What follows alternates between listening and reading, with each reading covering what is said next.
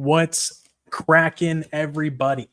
I had to take a little 2-week hiatus off just because of, life stuff, yada, yada, yada. We got the fights right here. Let me just show you guys something cool real quick. Shout out to KZMMA for dropping the emotes, though. Shout out to KZMMA from Demetrius Mighty Mouth Johnson. Goddamn! Doesn't matter the context, shouting me out for just dropping emotes in the chat, but, he still said KZMMA, though. But anyways, this is unhinged intro. Let's get right into it. We got Cody Brundage versus Eric McConaughey. Eric McConaughey, got kind of fucked up by Nursultan Ruziboyev, but that's not really fair to say. He got beaten by Ruziboyev. Now he's going to lose to Brundage. Ruziboyev's a 6'5", really dangerous striker. So I felt like I had to go and watch some of Eric McConaughey's regional scene stuff. And, he wasn't over there dominating anybody in the regional scene. He was still getting finished in the regional scene. So I feel like Cody Brundage, with his good fight over Mansour Abdul Malik, I've been guilty of calling Cody Brundage a quitter because of what happened against Abdul Razak Al Hassan and then Jacob Malkoun. I was like, this guy's not a fucking fighter, but he proved me wrong in that fight against Abdur Mansour Malik. Abdul, that dude's name is hard as fuck to say. I'm not gonna lie to anybody. Malik. But yeah, no, I feel like Cody Brundage, he's gotten his fire back as a fighter. He's like, I'm not just going to go out there and quit whenever things get tough. So I feel like he should be able to take out Eric McConaughey. Eric McConaughey has struggled on the regional scene. Cody Brundage, even though he's had some mixed results, we've seen him in the UFC for longer. He's been fighting better competition. And Eric McConaughey is coming into this on short notice. This is actually up at 205. Both of these guys are 185ers, but this fight is at 205. So we'll see who that favors in terms of a weight cut. Eric McConaughey, both guys are 6 feet tall, but Eric McConaughey has this 5-inch reach advantage. We'll see if he's going to be able to use that properly in the fight. But I'm going to take Cody Brundage. I just feel like he's had a little bit of a fire lit under him, and he's going to come in and try to dog it out against Eric McConaughey, who is still relatively unproven in the UFC. And then now we've got Gabriela Fernandez. Let me go ahead and maximize these. Gabriela Fernandez versus Julia Stoliarenko. I feel like Gabriela Fernandez definitely is a lock here. I mean, she's a huge favorite, but it's like I feel like it's definitely justifiable. Gabriela Fernandez fraud checked Wang Kong. She was the first one to finish her in MMA. She rocked her with a big shot, submitted her. And she also had a really close fight and a win against Carly Judice. And we saw Carly Judice looking really, really good in UFC New Orleans in her performance against Nicole Cagliari. Stoliarenko, she finishes everybody via armbar. Like, we'll look at this here in a second. Let's go ahead and check out her record. So she has 11 wins, 10 of them are by submission. She has 1 decision win. And look at these submissions. Armbar, flying armbar, armbar. Here's her 1 decision. Armbar, armbar, armbar, armbar, armbar, armbar, armbar, armbar. Let me stop saying armbar now, but holy fucking shit. As long as Gabriela Fernandez doesn't give this girl an armbar, I'm pretty sure she can get this done. You know what I mean? Like, she has one way to win. Don't give her your fucking arms, and that's all you got to do, Gabriela. So let's go ahead and get this done. You beat Wang Kong, you beat Carly Judice. Don't get armbarred by the one-trick pony, please. Okay, Stoliarenko, she's like a judo black belt, or I'm pretty sure that's what it is because she has good hip tosses. But Gabriela Fernandez is strong. She should be able to keep herself on the feet and just outstrike Julia Stoliarenko as long as the fight lasts. She could potentially even get a finish here, just straight KO. If she's rocking Wang Kong, who's an elite striker for the women's divisions, I'm pretty sure she can rock Julia Stoliarenko. So Fernandez KO is my pick.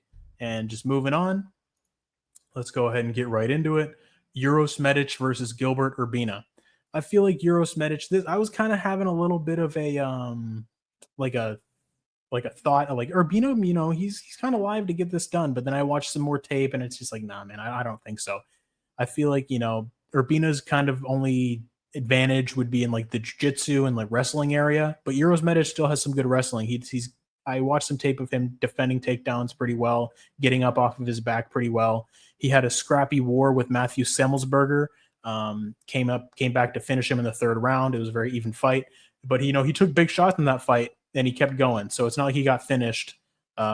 He took big shit, kept going forward. He's not just going to quit.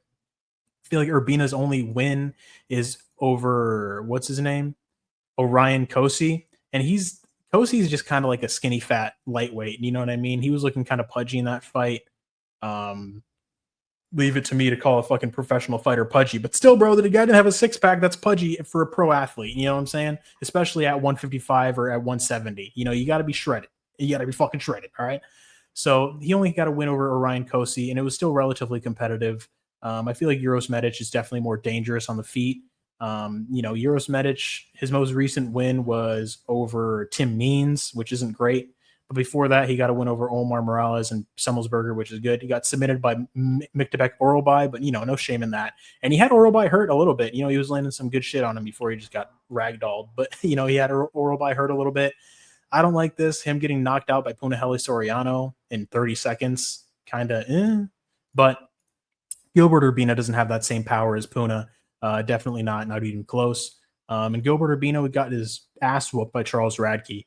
And, he didn't really have much success in that fight whatsoever. He was just getting walked down, and then he eventually just got caught with a left hook. Boom, dropped, gets back up eventually, gets dropped by the same left hook again. So I feel like Euros Medis should be able to get him out of here by KO. Both of these guys go out and they fight fast and they fight hard, but they are aggressive in the cage. So I feel like Euros Medic is going to be the one to come out on top just in terms of striking technicality. He's just got the better, cleaner kickboxing. So I feel like he's going to be able to get it done with that.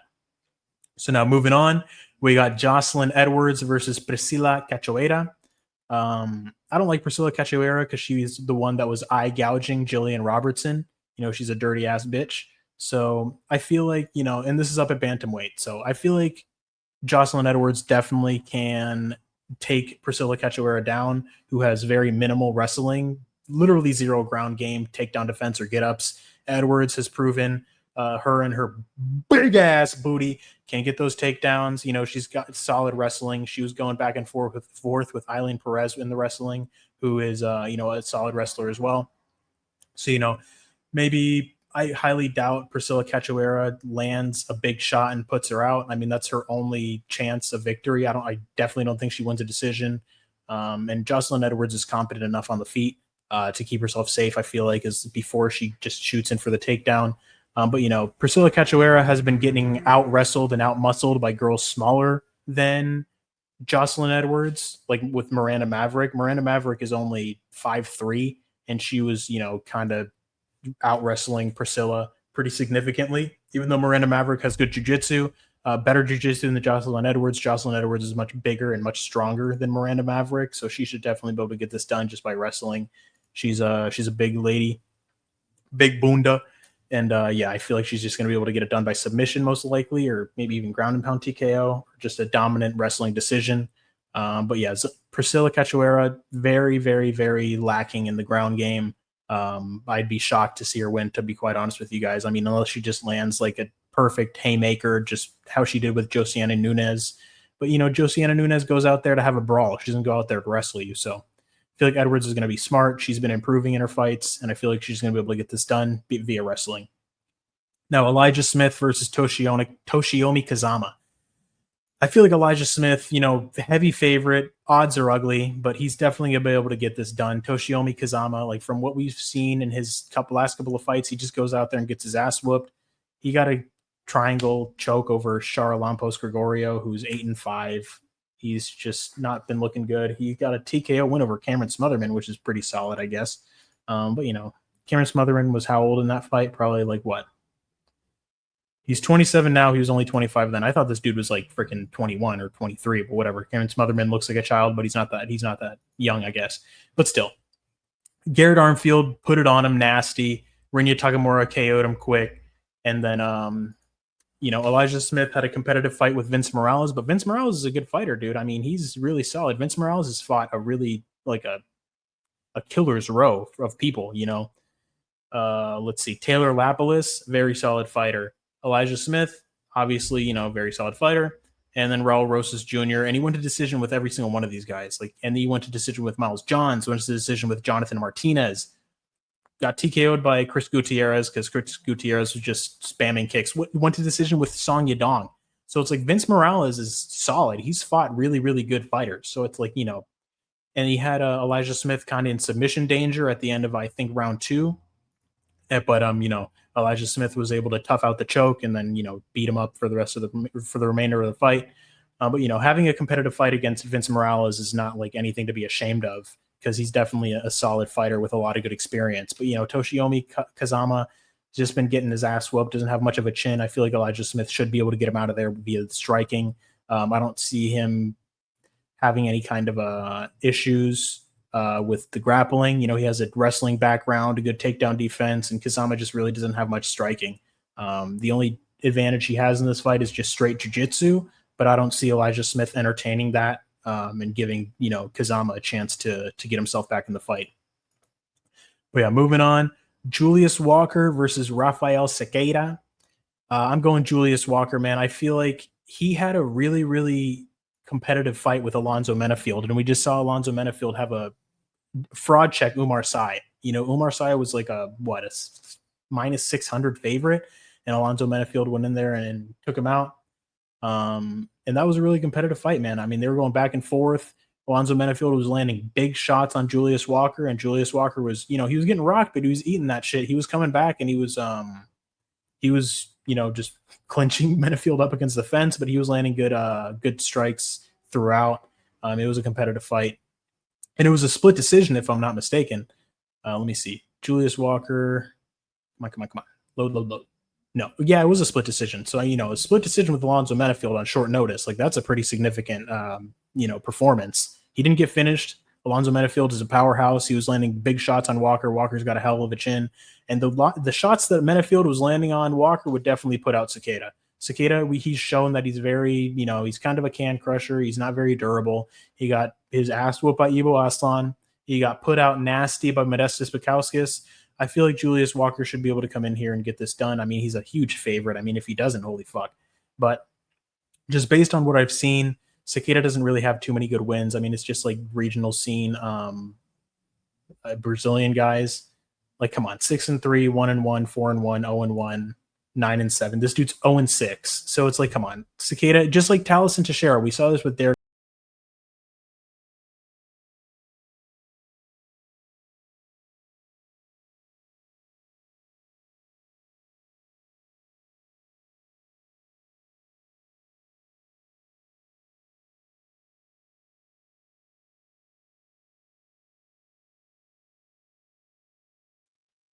Good Lord. I clicked back on StreamYard and it just took me out of my video recording. What the hell? Let's go ahead and get this back ready to go. Your boy's rusty. I'm not gonna lie. I haven't done a video in like a good 2 weeks. Your boy's a little rusty, but we're back. We're good. We're chilling. All right. Like I was saying, Jesus. Like I was saying, Rafael Sequeira, similar to Talison Teixeira, just can't crushing cans. I'm not calling Julius Walker Derek Lewis, but I'm saying that, Rafael Sequeira really hasn't fought anybody good. And then when he did fight UFC level guys, he got his ass whooped. So I feel like Julius Walker is going to be able to come in here and look impressive against Rafael Sequeira, who's nowhere near as good as Alonzo Menafield. So yeah, moving forward, we got Eric Anders versus Christian Leroy Duncan. Christian Leroy Duncan, another huge favorite. Eric Anders is relatively low level. CLD's fast, well-rounded. He's got good wrestling. He's got good striking. He is very fast. He's got power as well.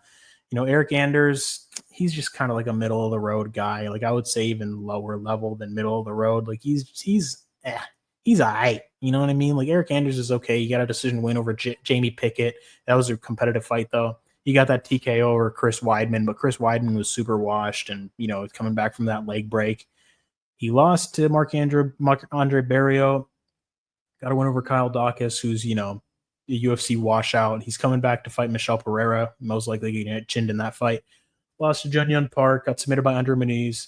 It's like Eric Ander, you don't look at his wins and you're like, holy shit. I mean, I guess a split decision win over Gerald Mearshart is okay, but it's like none of Eric Anders' wins are just very wow, And then Christian Leroy Duncan, he did lose to Gregory Rodriguez, but that was a competitive fight, and Gregory Rodriguez is an absolute monster. There's not much shame in losing to Gregory Rodriguez. And, he also lost to Armen Petrosian, but Armen Petrosian's a good striker, even though he did get KO'd by Shara Magomedov, but still, regardless. And then it went over Dennis Tululin. not anything crazy. Got a TK over Claudio Ribeiro, nothing crazy either. Got a decision win over Andre Pulaev. And Andre Pulaev looked really good against Nick Klein in his recent fight. So, like I said with Eric Anders, I mean, Christian Leroy Duncan doesn't really have any wins where you're like, wow, but it's like just his performances are much better than Eric Anders's. But yeah, I'm gonna go Christian Leroy Duncan. I mean, I just feel like he's the better fighter. He's very fast, well rounded. Like I said, got good striking, good power. I feel like you should be able to either dominate Eric Anders to a decision or even get him out of there just via KO, maybe even submission. But moving on, we got Miles Johns versus Jane Matsumoto. Just to point everything out to you guys, Miles Johns got a no contest because he tested positive for Turinabol against Dan Argueta. So, this motherfucker's a cheater. Yeah, right here. See? The result of this fight was later changed to a no contest when he tested positive for elevated levels of Turinabol. So, yeah. Fuck Miles Johns, he's a cheater, but that's not why I'm picking against him. I'm picking against him because he has very low output compared to Gene Matsumoto. Gene Matsumoto, he did lose to Rob Font, but that was a competitive fight. He got hurt in that fight. In the third round, he was bleeding bad from his head from a cut and like an elbow that was landed on Rob Font. He was thrown until the very end. Gene Matsumoto had no quit in him. He was going hard with Rob Font until the very end. He has very solid, he's very well rounded. He's got good wrestling, he's got good grappling. He was able to put Dan Argueta out with a guillotine choke when Miles Johns just kind of went to decision with him. Miles Johns, like I said, very low output. He's got a big right hand, big left hook, but Gene Matsumoto is just overall is a little bit more well-rounded, a little bit more just technical with the striking. He was landing good shots on Rob Font, who is a much better boxer than Miles Johns. And I don't know, man. I just feel like Miles Johns, like I said, his output is very low. Gene Matsumoto is probably just going to be able to outpoint him for the majority of the fight. I don't really see, if I were to see a KO happen, I would say it's probably going to be Miles Johns just because he's got more of a power advantage. But, I don't think he's going to be able to land those KO shots on Gene. John's very low output. I feel like Gene is going to be able to out cardio him, out kickbox him, just outpoint him, land more strikes, land more volume. And that's just how I see it going. He's a decent favorite, but, I got a couple of underdogs coming up here soon. Don't worry about it. I'm not just picking every single favorite on the card like a motherfucker. All right. So speaking of that, we got Andre Fili versus Christian Rodriguez. Christian Rodriguez, he lost to Julian Erosa. He lost to Melquizael Costa. Granted, Fili did lose to Melky Costa too because he shot a stupid takedown, got guillotined. But Fili has been trading wins and losses for years. He's coming off of a loss. So statistically, this dude is due for a win. Let's go ahead and look at his record. Let's look at Fili's record real quick, just so you guys can see the craziness that I got going. All right, get rid of the grappling. This guy has not lost 2 fights in a row. And who fucking knows? He's never lost 2 fights in a row. So all the way back to 2014, this guy, okay, so he beats Gabriel Benitez, loses to Yair. Beats this guy, loses to Cater. Beats the GOAT, Artem Lovov. Beats Bermudez, loses to Michael Johnson. Beats this guy, loses to Sadiq. So look, every fight, he's just going from win, loss, no contest, which he was fucking up Daniel Pineda. Then he loses to Joe Anderson Brito. Win, loss. So he just lost. This man's due for a fucking win, all right? He got KO'd by Dan Ige. Christian Rodriguez doesn't hit nearly as hard as Dan Ige. Got KO'd by Joe Anderson Brito. Christian Rodriguez doesn't hit nearly as hard as Joe Anderson Brito. And then, Christian Rodriguez, usually he's only beating these guys that he can go in there and bully, like Austin Bashi making his debut, Raul Rosas Jr., I don't know if it was his debut, but it was like his second or third fight for Raul Rosas Jr. He was only like 18. Rodriguez missed weight for that fight. He beat Cameron Simon. He missed weight for that fight too. And he was getting his ass whooped by Julian Erosa. He got guillotine choked. He's only like beating like these green kids making their debut that he can just go out there and bully with his experience. Andre Fili's not a guy that he can just go out there and bully with his experience. It's not going to happen. Andre Fili has good, solid striking from range. He's got, a solid footwork. I feel like, he looked good against Nathaniel Wood, who was better than Christian Rodriguez. And I don't know, man. I just feel like Christian Rodriguez, he's just kind of like he loses to the veterans. He loses to the guys with actual experience. He loses to the guys that have been in the UFC for a minute. Christian Rodriguez is a good fighter. He's very well rounded, got good wrestling, decent boxing. But I just feel like Feely, he should be able to get this done, man. I feel like he's longer with the striking. He's got good striking. He is a little. I mean, could you really call him chinny? I don't know if you can. Getting KO'd by Dan Ige and Joe Anderson Brito, like those guys are absolute fucking powerhouses. I don't put Christian Rodriguez in that same category as, whoa, man, he's got that one punch power. Who is Christian Rodriguez KO'd? He's got 3 wins by KO. He hasn't KO'd anybody in the UFC. Charlo post Gregorio, and then 2 guys in the regional scene who are just, irrelevant. So I don't think he's going to KO Feely. If he gets a win, maybe it's going to be a hard-fought decision. I'm not going to come out here and say that Feely's a lock, but I just feel like the experience, the striking, the length, I feel like he can make it a hard-fought decision. He can get it done. He can win maybe a 29-28. Christian Rodriguez maybe takes a round, but I like Feely's striking, man. I feel like Feely can, just land good shots on Christian Rodriguez, hurt him at some points, defend the takedown solid enough. Feely was looking good he wasn't looking good against Bryce Mitchell, but Bryce Mitchell is a better wrestler and grappler than Christian Rodriguez, and he was still able to get up and defend takedowns and, put good shots on Bryce Mitchell. So I like Feely here. He's a pretty significant underdog. Well, I guess slight underdog, but I feel like he should be able to get this done. So there we go. Some dog money for you people before you start fucking saying, this guy only picks fucking favorites. All right, so now we got Angela Hill versus Yasmin Lucindo. And we got another underdog pick for you guys. Lucindo isn't that fast. I feel like Hill will have more output and Hill can defend the wrestling. If it's a striking match, I think Hill wins. Yasmin Lucindo's got, she's got some decent pop. She's got some decent power. But, and Hill was able to survive on the ground against Mackenzie Dern. Granted, she got fucked up on the feet because Mackenzie Dern was throwing wild, throwing crazy, but that was a competitive fight. She went 5 rounds with Mackenzie Dern, and I feel like Mackenzie Dern is much better on the ground than Yasmin Lucindo. And then Angela Hill also was able to have a good win over Caitlin Souza and Denise Gomes. So that's 2 wins over Brazilian lesbians, and we got the third one right here. So I'm pretty sure Angela Hill is going to be able to go 3-0 against the Brazilian lesbians. Anyways, I feel like she's going to be able to get this done. If she should be able to keep it on the feet, out volume Yasmin Lucindo. She might take a big shot here or there, but Angela Hill's never been KO'd. No, she's never been KO'd. So if Yasmin Lucindo hurts her, Angela Hill can fight back, battle back, get this win. I just feel like I'm not going to underestimate the Grandma Hill, Aunt Jemima Hill. I feel like she's going to be able to get this done. She looked good against Caitlin Souza in her last fight. That was only 6 months ago this year, February 2025. So it's not like she's coming off of a long layoff. Oh, she's older now than she was before. And she was just as old as she is now when she beat Caitlin Souza. So we're going to see her come in. I feel like she's going to, use her experience and just capitalize on Yasmin Lucindo's lack thereof. So we'll see. Moving forward, we got Steve Erceg versus Ode Osborne. I got Steve Erceg, man. I got Steve Erceg all day. I would be, man, talk about a fucking fall from grace if Steve Erceg loses to unranked Ode Osborne. It says Steve Erceg's unranked here, which I don't know if that's true. But, Steve Erceg, he went 5 hard rounds with 2 of the best flyweights in the division, maybe even the GOAT when Pantoja. He had a competitive fight against Pantoja. And yes, Pantoja is not comparable to Ode Osborne. Ode Osborne's a majority striker. Pantoja's a kind of a grappler.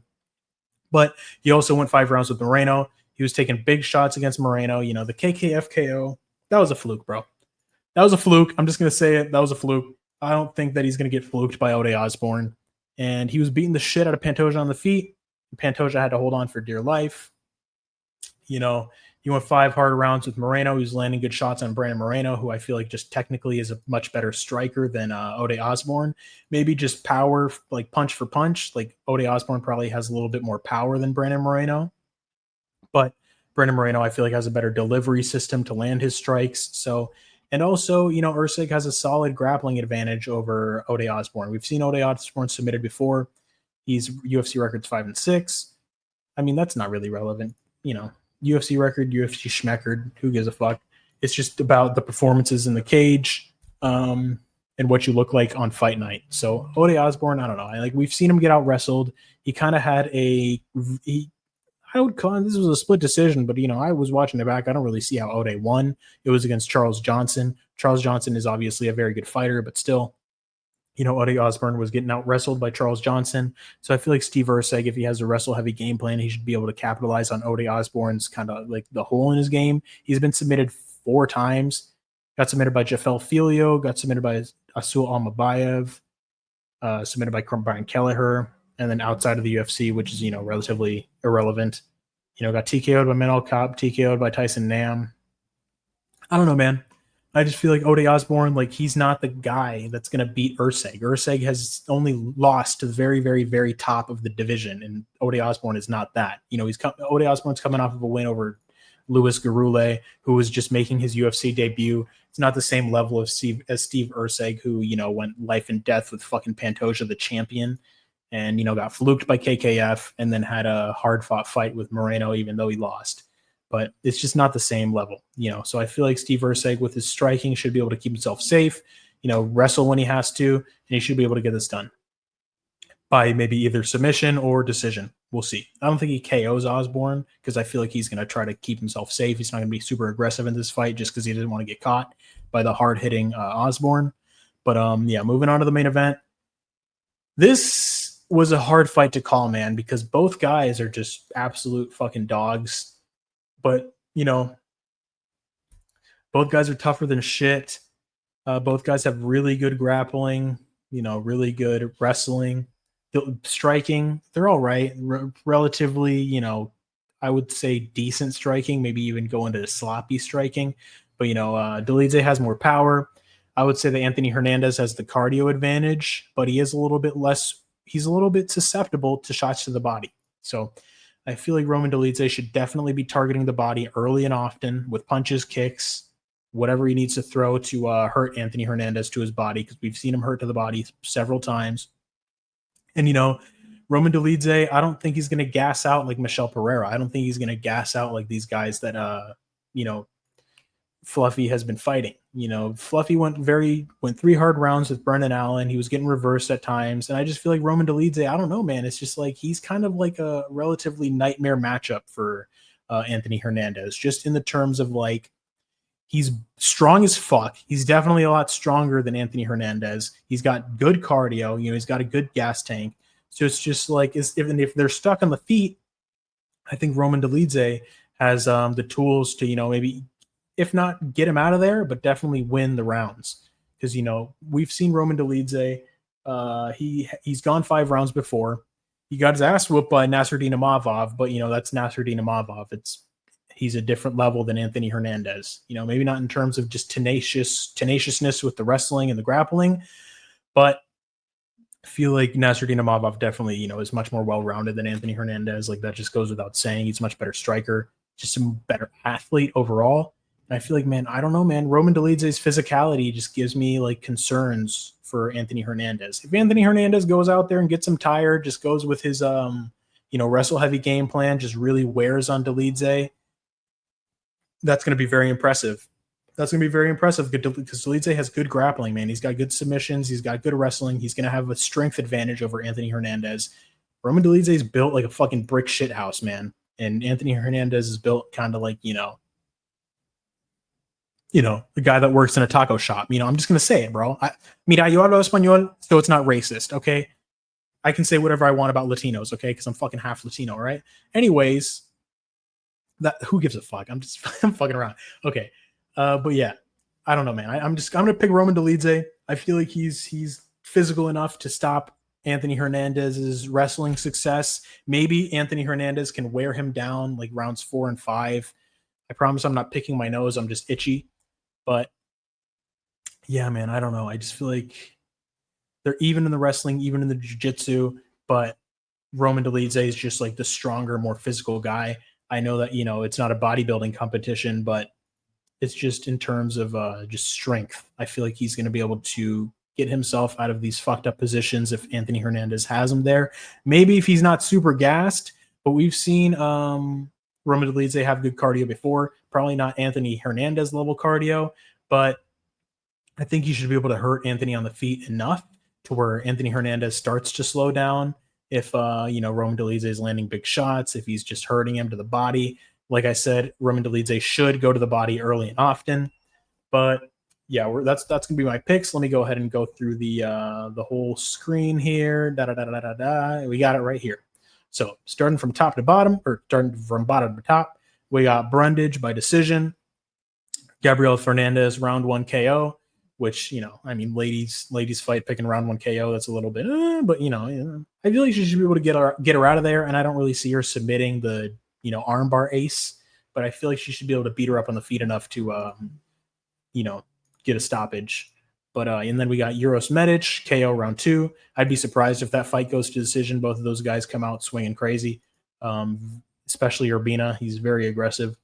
And then we got Jocelyn Edwards. I feel like she should be able to get a submission over Priscilla Cachoeira. Just with Priscilla Cachoeira's just lack of grappling. And then we got Elijah Smith, KO round 1. I just feel like he should be able to get Kazama out of there with the striking, who has a very, very big hole in his striking game, very susceptible to getting hit, and doesn't have a great chin. So I feel like Smith, with the takedown defense, should be able to sprawl and brawl, get Kazama out of there. Julius Walker, I see him getting Rafael Sequeira out of there, who's proven to be chinny, who's kind of a can crusher. And then Chris Duncan, I feel like he should be able to get, I feel like I'm repeating myself. He should be able to get Eric Anders out of there by KO, maybe even submission. But, Eric Anders, he's tough. I can see that fight going to decision if Duncan's going in with like a clinch, wrestle-heavy game plan like he did against Pelayev. But I don't feel like he should have as much respect for Eric Anders' striking as he did against Pelayev. So we'll see. And then I got a Matsumoto decision. I feel like his volume is going to be able to get it done against Miles Johns. Feely decision. I feel like his experience is going to be enough to, not let himself get bullied by Christian Rodriguez, who's the prospect killer. Andre Feely is not a fucking prospect, and he's due for a win. He hasn't lost 2 fights in a row since 2014, and he's coming off of a loss, so he's due for a fucking win. All right. Angela Hill on Jemima. But Hill should be able to get this done just by outpointing Yasmin Lucindo on the feet. I feel like she should be able to get her up from the ground and, sprawl takedowns. And then if it's just a kickboxing match, I think she beats Lucindo, even though she's 40. Black don't crack. All right. Urseg, submission, round 2. I feel like he should be able to capitalize on Ode Osborne's lack of ground game. And, he was keeping himself safe against Pantoja. So, defensive jiu-jitsu does translate into offensive jiu-jitsu. Like, if you're good enough to defend against Pantoja, I feel like you're going to be good enough to submit Ode Osborne. And then lastly, we got Dolidze by decision. That's a tough one. Because if Anthony Hernandez starts to make this guy tired and he just does what he does and just wears on him and just fucking really puts the pressure on him, takes the big shots early, gets beaten up, and then Dolidze just starts to slow down, it's going to be a rough night for Dolidze if he starts to get tired. But those are my picks. We got it. I missed you fucking guys. Let me know what you're thinking in the comments. I had to take 2 weeks off just, to move and do a bunch of stuff with the knee. ACL surgery went great. That was like 3 months ago. Your boy got my knee brace on, but we're good. We're chilling. We're going to the gym. We're working out often, and we're going to get back in shape. Bada bing, bada boom. I appreciate everybody for tuning in. I'm going to go ahead and stream this week as well if I don't stream today. But yeah, that should be it, guys. I appreciate everybody for tuning in. Let me know what you think in the comments. Smash a like, all that good stuff. Subscribe, and peace the fuck out. Bye.